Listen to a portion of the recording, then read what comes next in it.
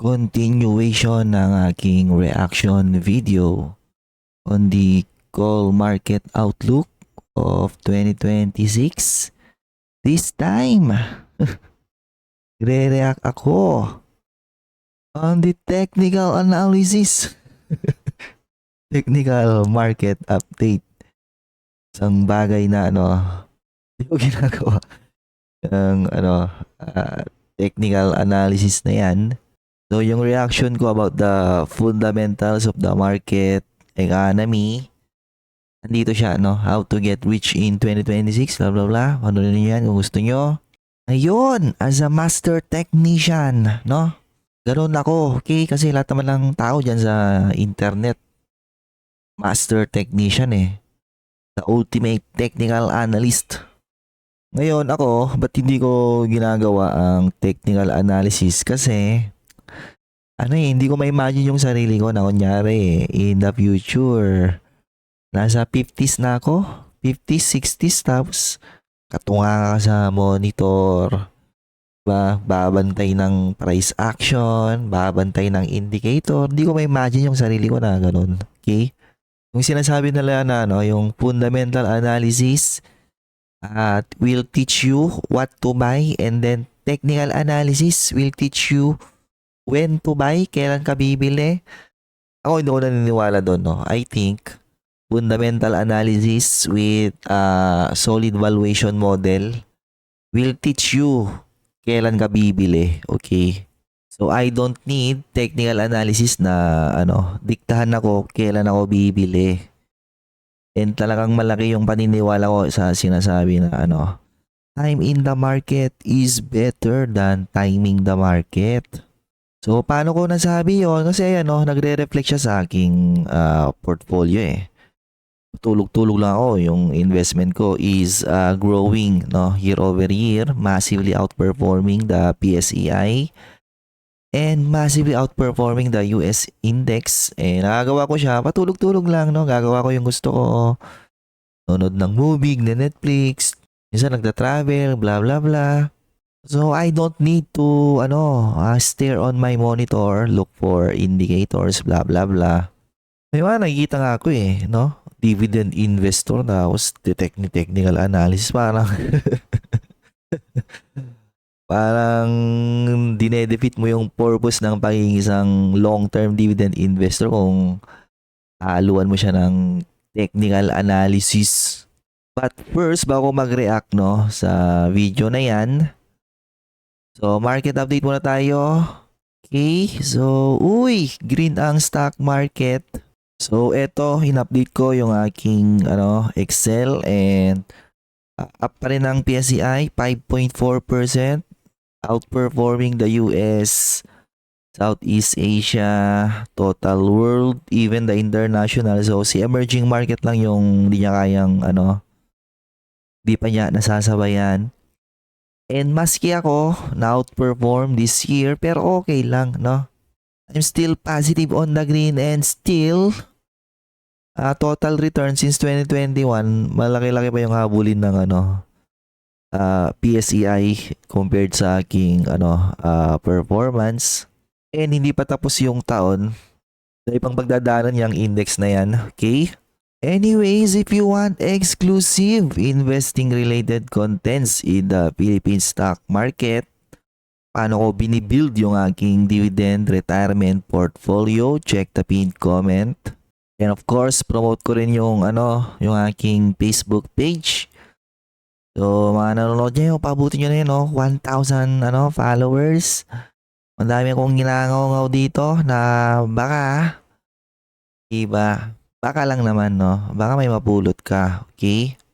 So, eto yung presentation, and ang team ng technical market update na to is, CISO recovery ahead. So, parang CISO, ibig sabihin parang tingin nila maging very volatile yung, yung stock market for 2026. And dahil volatile siya, up and down, baka dun ka pwedeng pumasok as a technical analyst, Pag nag-bottom buy, pag nag-top sell, pag nag-overbought, ganon, sell. oversold ba? Ganon, okay.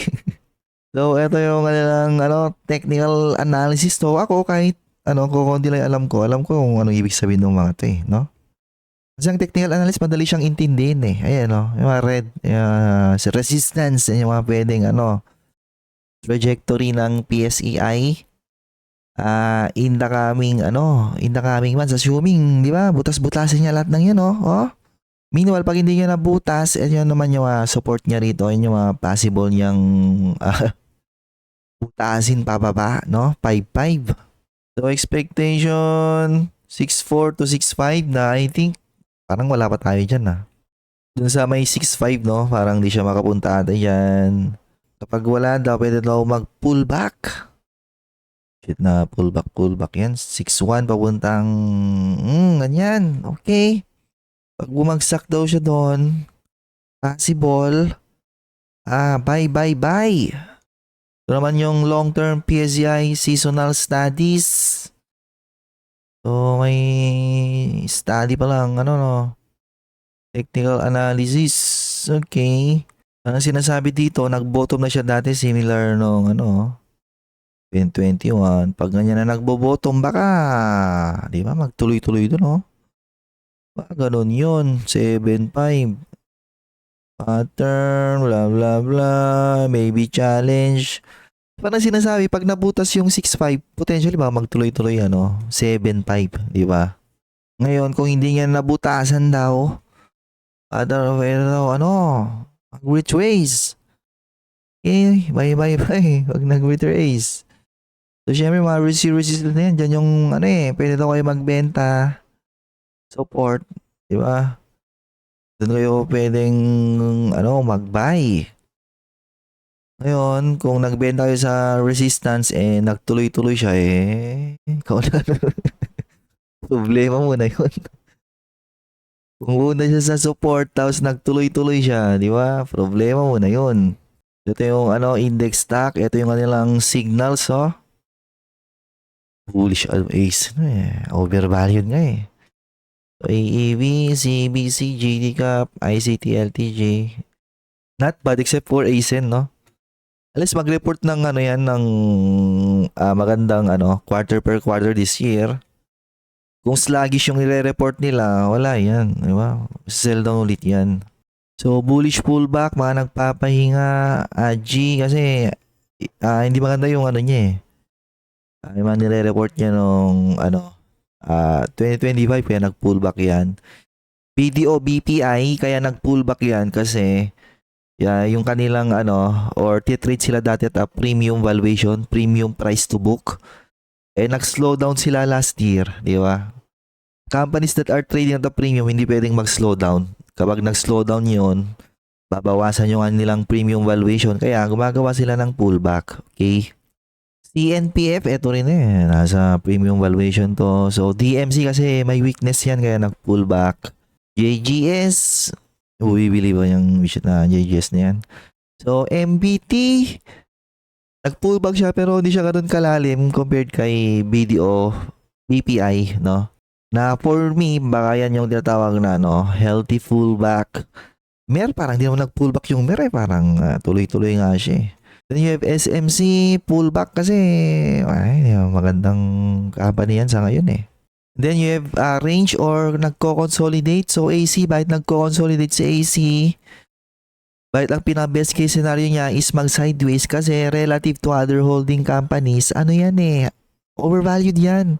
Same thing with Ali, yung mga rate, trading na yan sa mga premium nila. Kaya mahirap pitikit ang rate unless bumaba pa ng bumaba yung interest rate environment para mas doon sila maging attractive.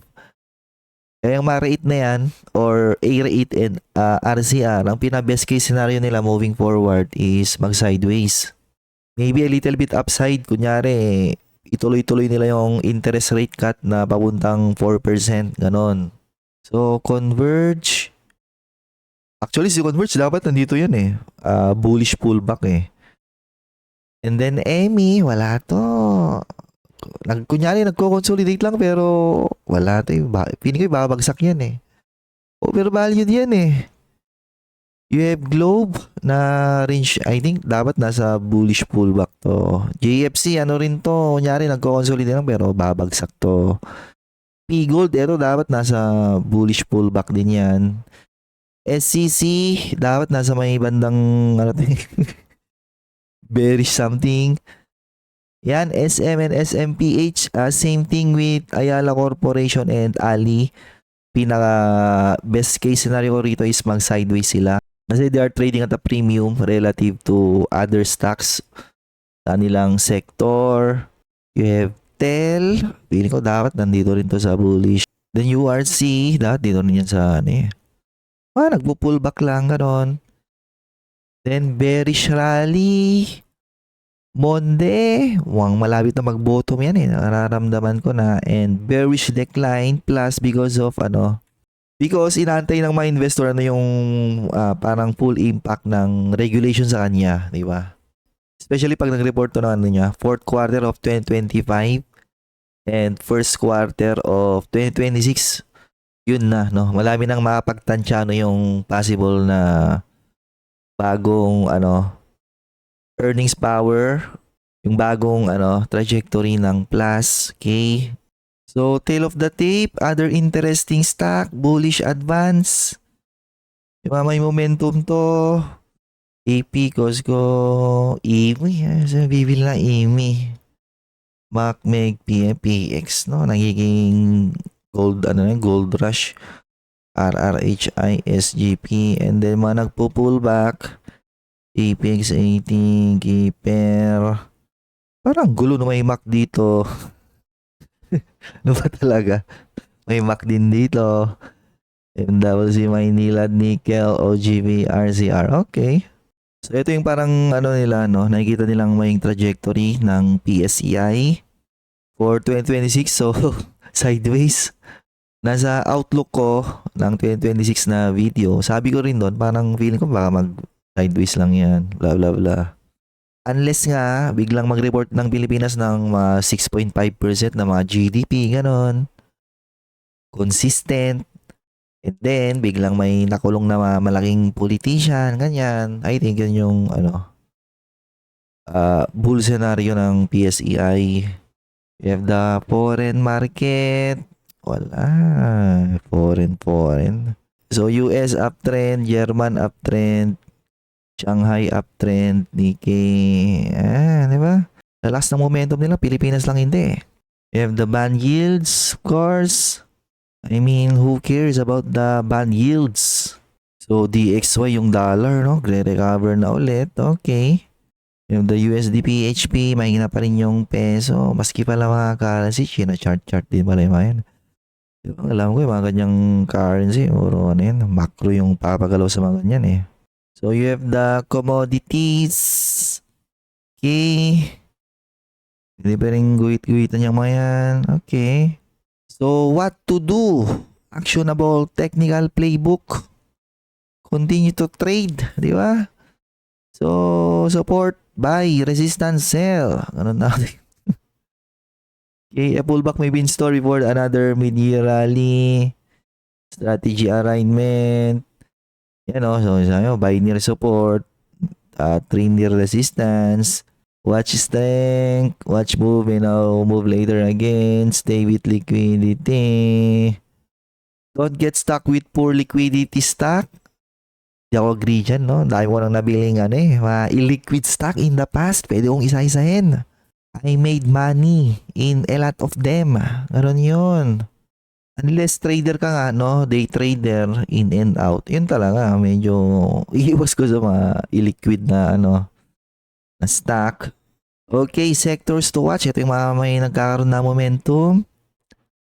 So, banks, cascading, slow, parang metal, wala to. Mga na to mga nangyari na to So, property rito, ang indication niya pa rin is cascading, slow recovery. Sila kayo nagrarally ngayon Mapapansin nyo ba? Except dun sa mga property stock na trading at a premium. Yung mga undervalued na property stock, tingnan nyo, nagrarally sila ngayon Signals that could affect the view, fail break, loss of major support. Lalo pag nag-60, wala na, sell. Baka ganun yun. And ayun lang. So, my next video will be, top requested stacks